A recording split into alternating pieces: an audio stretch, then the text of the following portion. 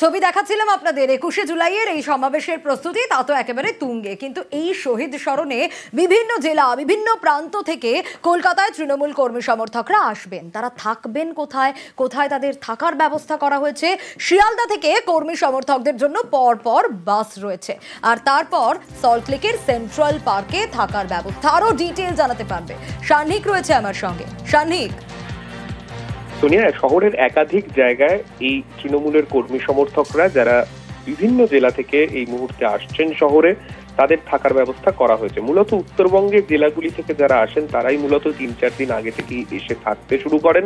তাই তাদের জন্যই মূলত শহরের মধ্যে সল্টলেকের সেন্ট্রাল পার্ক যেমন একদিকে ব্যবস্থা করা হয়, পাশাপাশি দক্ষিণ কলকাতার মধ্যে গীতাঞ্জলি স্টেডিয়াম, মধ্য কলকাতার মধ্যে নেতাজি ইনডোর এবং পাশাপাশি উত্তীর্ণতেও কোনো কোনো ক্ষেত্রে থাকার ব্যবস্থা করা হয়ে থাকে।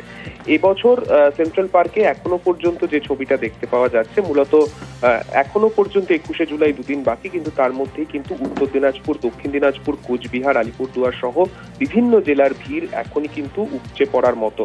যেহেতু দক্ষিণ দিনাজপুর, উত্তর দিনাজপুর এবং কোচবিহার এই জেলাগুলোর ক্ষেত্রে ট্রেনের সংখ্যা তুলনামূলক কম, তাই এই জেলা থেকে তৃণমূল কর্মী সমর্থকরা একটু আগে ভাগেই চলে আসছেন এখানে, এবং অনেকেই কিন্তু সেখান থেকে দীঘা বা অন্য জায়গা এর মধ্যেই কিন্তু ঘুরে নেওয়ার চেষ্টাও করছেন।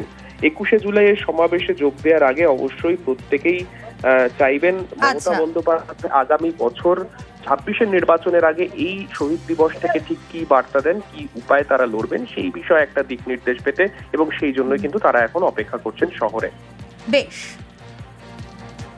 মিটিং এ আসার উদ্দেশ্য হচ্ছে, 21শে জুলাই আসার উদ্দেশ্য হচ্ছে আমাদের যে দিদি এখান থেকে আমাদের কি বার্তা দিবে আগামী দিনের জন্য, এবং 26-এ যে ইলেকশন ভোট আছে আমাদের, এই বার্তা শুনে আমরা আগামী দিনে পার্টির জন্য কাজ করব।